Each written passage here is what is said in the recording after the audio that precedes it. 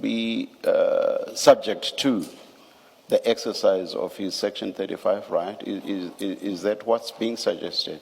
And that there is nothing whatsoever that he could ever say which would be unaffected by his Section 35 right? Is that what's being suggested? That is not what I'm saying, and I think I've made that quite clear when I discussed with my learned friend. The difficulties that we find ourselves in at this point in time, and that was also the issue that prevented us from actually dealing with any affidavit beforehand, is that our client, and I was not party to that particular agreement, I only came in later, through a different legal representative with IDAC, the gentleman that's been named here was part of that, entered into to a 105A plea agreement.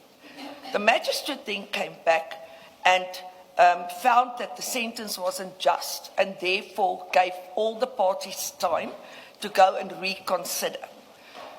The issue that that's when I got briefed to come back in, because there were very material and important issues that were not raised in the 105A that we believe would have materially influenced potentially the outcome of such an agreement.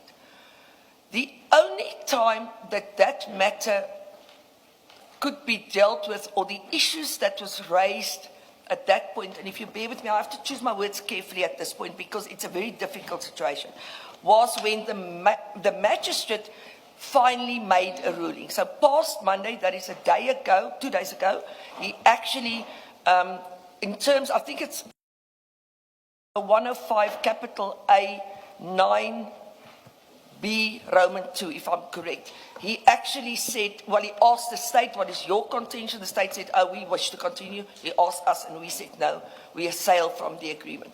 What then happens in terms of the Criminal Procedure Act is that it's as if there was never any plea negotiations happened.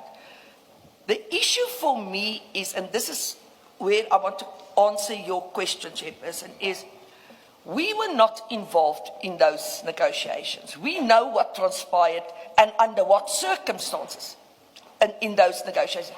It doesn't take somebody to be a genius to having regard to what one's now learned, for instance, on Friday, what happened there. And my attorney and myself made the decision that we are not prepared to deal with any of these questions until such time as we are provided with the notes as to what transpired during these negotiations, as well as potentially any other documents that were drafted and signed.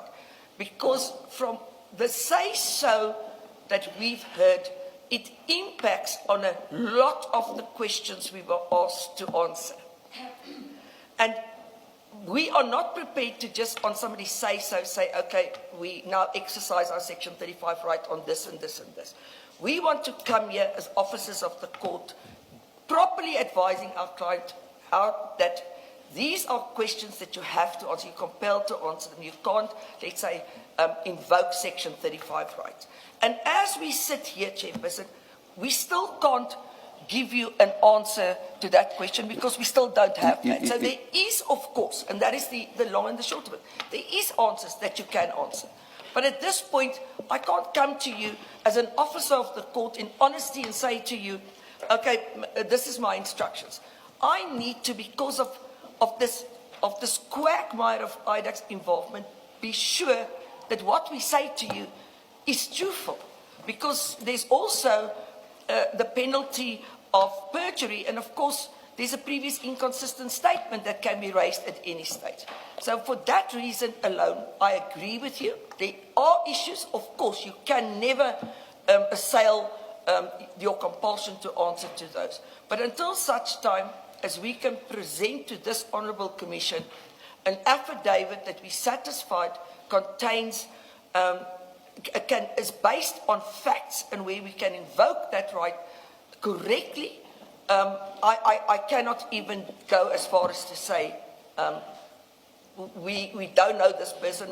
For instance, I could have come to you now because I know from the list, Annexure A, we could give you a list and say we don't know these people. But for the rest, It's not in your interest that we present, in your, and I mean the Commission, the Royal U, interest that we present in piecemeal fashion answers to questions. The fact of the matter is that my client has been made out to be this mastermind by everybody. And we respectfully, from our interaction, say that there's a fallacy in that. And we intend to show Please it. Because I have been quite vocal about the fact that, I'm trying to choose my words very carefully.